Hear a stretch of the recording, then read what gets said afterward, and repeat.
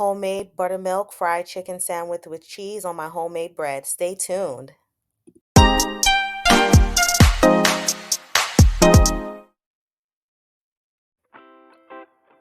Gather all your ingredients. Here we have 2 chicken breasts that I already cleaned with water and vinegar. I trimmed off the fat. We're going to dry them off with a paper towel just to get off all the excess water. So the key is to make sure you pound out the chicken breasts. I'm going to use saran over the chicken breasts and pound them out thoroughly. Make sure you continue to pound out the meat until it's not as thick. We know with chicken breasts you can fillet them down the middle. We're not doing it that way. We don't want the cutlet to be too thin. After you're done pounding out the chicken, you want to cut it into 4 even pieces, or cut it how you would like it to be on your chicken sandwich. Remember guys, this is for a fried chicken sandwich, so make it to your discretion. Now I am adding some peppercorns, chopped onion, and pink Himalayan salt to grind and mix together for my chicken breasts.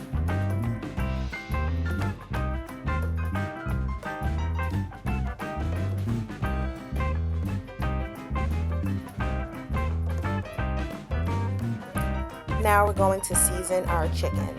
First, we're going to season it with the dry blend of our mix that we made in our mortar, which was the peppercorns, onions, and pink salt mixed together, finely grinded. We're going to pour it all over this chicken on each side. We do have an additional step, but we will add more seasoning, but that will come as we progress. Now we're going to focus on just coating it on each side. This is a good thing to do if you're interested in making sure that your chicken is flavorful and the seasoning is seeping through. I highly recommend everyone get a mortar, get you some fresh whole seasonings, and blend them all together. Mix it, enjoy.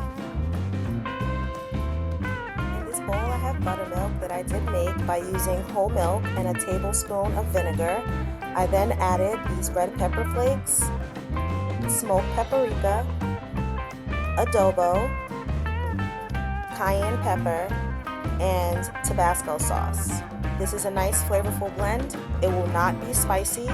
It will give a tiny kick, but it will be mild. So if you need more of a spice in your chicken, you want to add more of the pepper flakes and more Tabasco sauce.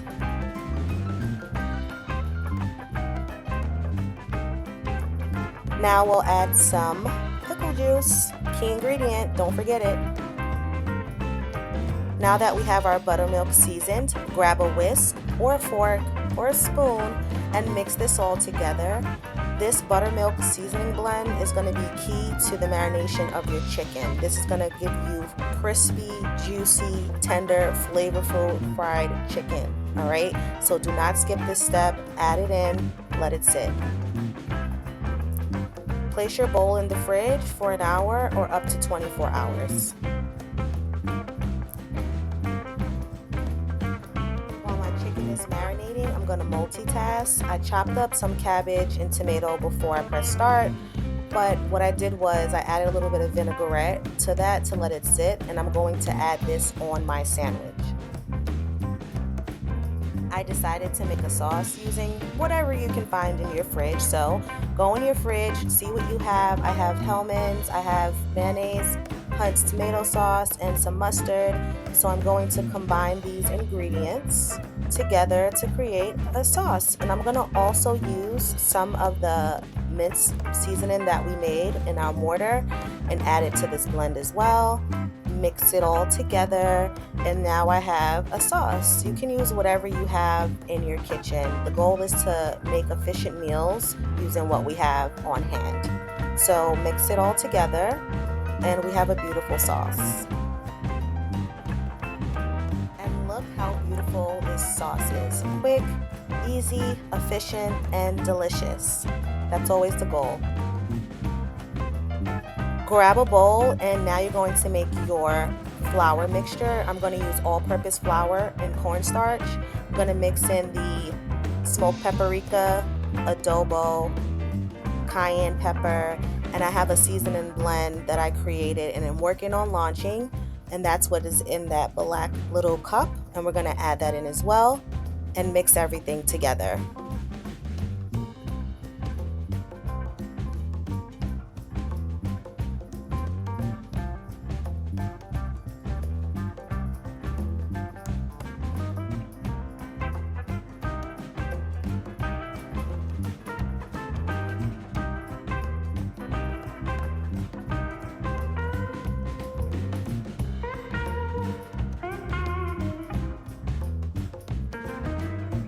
Now you're going to coat your chicken into your flour mixture. So we're going to take each piece, we're going to put them into the flour, and we're going to make sure it's patted heavily into each side. And we're going to keep flipping the chicken, which is very important, until we make sure every piece of the meat is covered in the flour.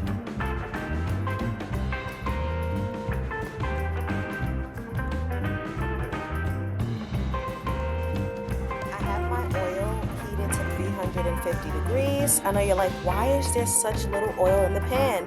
Well, I didn't realize till I started frying that there wasn't enough oil, but it's okay. We're gonna make it do what it do. Continue to fry. Perfectly crispy and golden. Beautiful.